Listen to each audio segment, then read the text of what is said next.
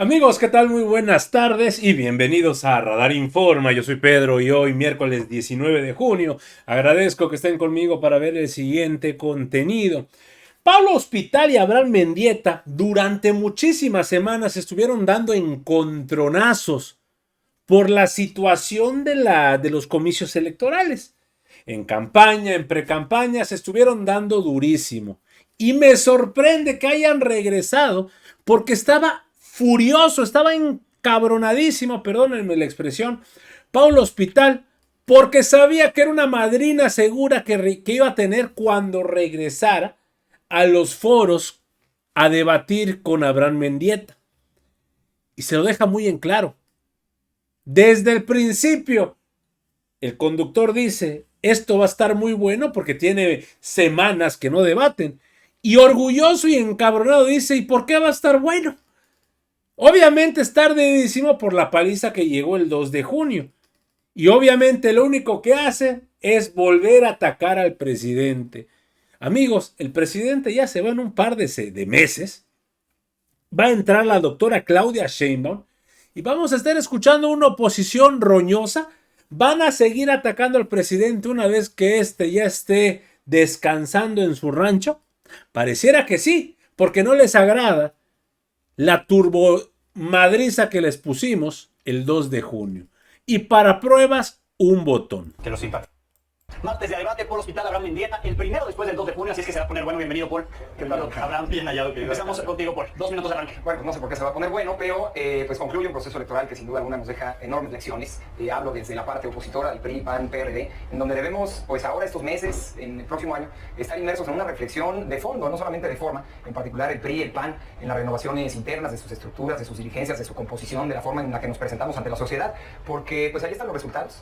Todos podemos observarlo, en donde sí hubo un voto diferenciado grande en algunos lugares del país, en donde en lo local los perfiles lograron convencer, pero que en términos nacionales la narrativa simplemente no convenció. Hoy, el partido político Morena, como nunca ni como en 2018, tendrá esta mayoría calificada en Cámara de Diputados y cerca de la mayoría calificada en la Cámara de Senadores, y con eso no solamente les da un enorme poder y una enorme responsabilidad, sino que también les quita los pretextos. Hoy tendrán el poder federal en todo su conjunto y con ello también deberán de quitar los pretextos ante la falta de resultados. Hoy no tendrán a dónde voltear para culpar la falta de resultados en materia de salud o en materia de seguridad, así que esperemos que le vaya bien al país, que le vaya bien a México, que usen esta inmensa mayoría que tienen, pues para justamente arreglar los problemas o cumplir al menos con los compromisos que tuvo su candidata en campaña. Ya arrancaron con esta propuesta al Poder Judicial, un Poder Judicial en donde todos estamos de acuerdo, se debe de reformar, se debe de reestructurar, y qué bueno que esté en el centro del debate después de las elecciones, un tema tan importante como la reforma al Poder Judicial, pero hay que también advertir los enormes peligros que tiene en las letras chiquitas que quieren hacer de estos cambios del Poder Judicial. Tendrán los votos, tendrán la mayoría, pero también tendrán la responsabilidad de darle respuesta a México. Tiempo, 2 minutos, Abraham. Gracias. De corazón. Primero a quienes a lo largo de estos 5 años han seguido nuestra mesa de debate. Yo siempre creí que los simpatizantes de la Cuarta Transformación del gobierno de Andrés Manuel López Obrador estaban infrarrepresentados en los medios de comunicación. No tenían suficientes voces que le hicieran sentido, que defendieran sus posiciones. Gracias de corazón por permitir defender esa voz que hoy es nuevamente mayoritaria en la urna. Gracias por encontrar un respaldo y una interlocución en lo que aquí decimos. Fíjense que con dignidad hemos intentado defender un gobierno que fue exitoso y que así la gente hoy lo ratifica. Hemos escuchado cosas muy dolorosas en vivo. A mí me tocó aquí el asesinato de los sacerdotes en Cerocagui, el secuestro de compañeros periodistas a los que conocía perfectamente, la explosión entre Abuelipa, el Culiacanazo. Ha habido un momento muy difícil en esta mesa de debate y con dignidad, con respeto, yo he buscado representar y seguir representando esa idea que es mayoritaria en la sociedad mexicana. Al inicio del sexenio yo dije que el éxito del gobierno de Andrés Manuel López Obrador se iba a medir en su capacidad para reducir la pobreza.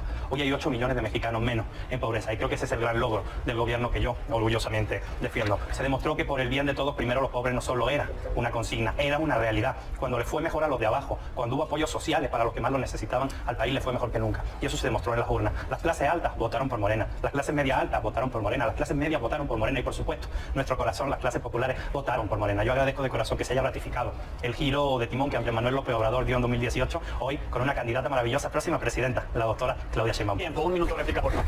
Bueno, pues si hacemos un corte de caja naturalmente de este sexenio, que lo hacíamos en los últimos días de campaña, pues también López Obrador se va de este sexenio y de su administración con muchas faltas, con muchos pendientes por adelante. Yo escuchaba muchas de las propuestas de la hoy presidenta electa y eran las mismas que decía Andrés Manuel hace 6 años y que simplemente no se lograron cumplir a través de este sexenio, por no pensar en las nuevas propuestas que hacían durante el mandato también. Hoy pienso, por ejemplo, en el sistema de salud mexicano, que vive una crisis como nunca en la historia, en donde hay un desabasto de medicamentos en prácticamente prácticamente todo el país, cuando nos prometieron durante el sexenio tener un sistema de salud nórdico, lo que signifique eso para el presidente, pero al menos que iba a haber medicinas en los hospitales, por no hablar también del tema de seguridad. Aquel secretario de Seguridad Pública, hoy gobernador, que nos prometió que en 6 meses se iban a reducir al 50% los homicidios dolosos, cosa que no pasó, pero bueno, ya lo prometieron otra vez, a ver si ahora sí lo cumple. Tiempo, un minuto, López Obrador se va como el presidente más querido de la historia de México. Como el único presidente que cumplió su palabra, como el único presidente que puso el foco en quienes más lo necesitaban, en los más humildes, como el presidente que hizo una realidad la pensión para todos los adultos mayores que trabajaron por toda una vida, como el presidente que hizo realidad las becas para que todos los estudiantes puedan tener un futuro y salir adelante, como el primer presidente que pensó en las personas con discapacidad. Fíjense que yo creo que la victoria arrolladora de Morena y de la Cuarta Transformación, la mayoría que le da el pueblo, está para usarla. El mensaje que nos dio el pueblo de manera contundente en las urnas es: ahí está lo que ustedes pidieron, plan C, mayoría calificada, y ahora sí, que el PRI y el PAN no pueda bloquear ninguna de las iniciativas fundamentales que necesita este país para terminar de salir adelante. Justo de esto quisiera yo preguntarles, el plan C y en particular con lo que empezarían en el plan C, que es esta reforma al Poder Judicial. Que sí, que no debería de incluir una reforma al Poder Judicial si es que se toma en cuenta a todas las voces. Bueno, si es que se toma en cuenta todas las voces, porque justamente el principio de todo parlamento democrático es escuchar distintas ideas, distintas opiniones y construir en consecuencia mejores iniciativas y mejores reformas. En este caso, y lo que vimos durante este sexenio en términos parlamentarios, es que todos pensaban igual que quien manda en Palacio Nacional. Entonces, sabemos que hay una máxima política que reza que donde todos piensan igual, nadie piensa mucho. Entonces, qué bueno que al menos de arranque va a haber un freno, una contención en el Senado de la República, para que también se escuchen otras voces, la voz de oposición, y se construyan mejores iniciativas. Ahora, la minoría, como siempre, se siente mucho más inteligente que el pueblo. Hay que dejar una cosa bien clara: Morena no engaña a nadie.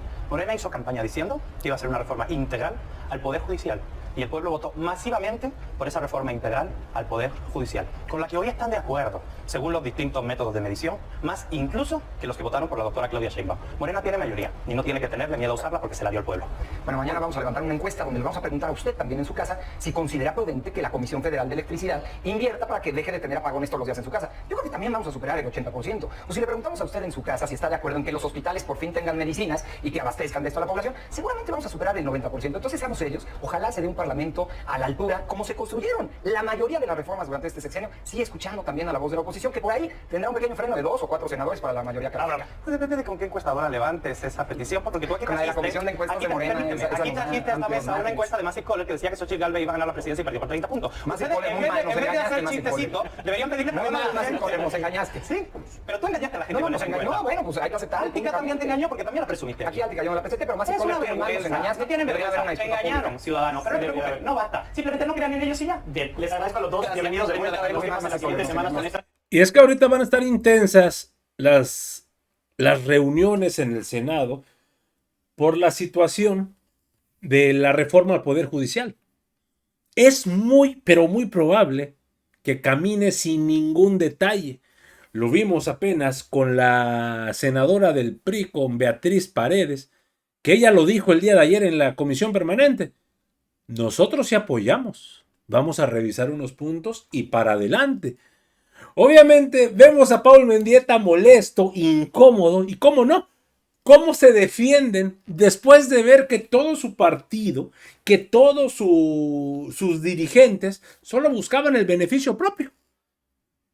No hay mucho que decir, acabaron completamente sepultados y aquí está el gran ejemplo.